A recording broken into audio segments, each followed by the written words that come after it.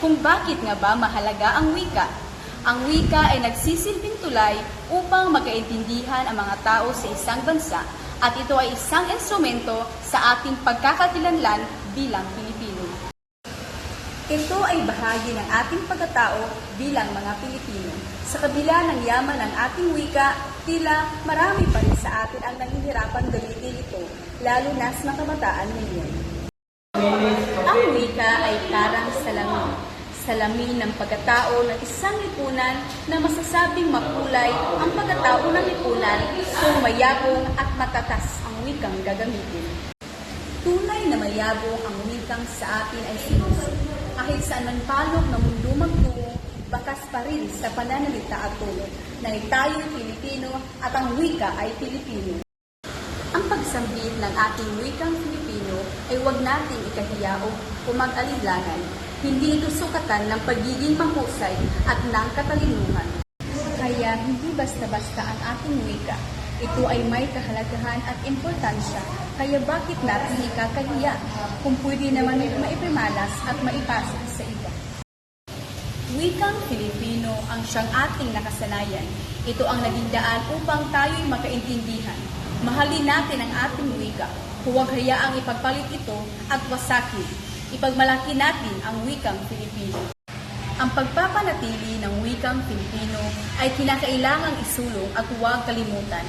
Sa halip, ito ay ating pagtibayin at pahalagahan. Marahil, ito ang nag-uugnay sa atin bawat araw-araw.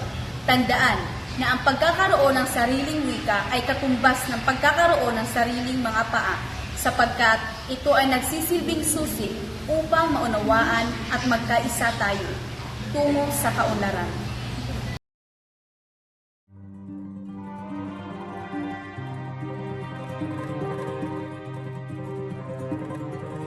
Ang bayan kong Pilipinas, lupain ng ginto't bulaklak, pag-ibig na sa kanyang palad, nag-alay ng ganda't dilag, at sa kanyang yumi at ganda, dayuhan ay nahalina.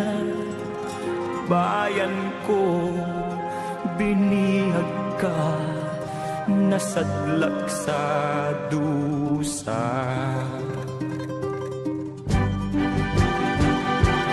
Ibon mang may layang lumipad, kulungin mo at umiiyak.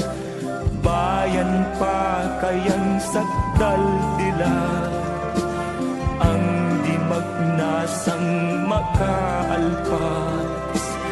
Pilipinas kong minumutya, pugad ng luha at dalita, aking adhika, makita kang sakdal laya.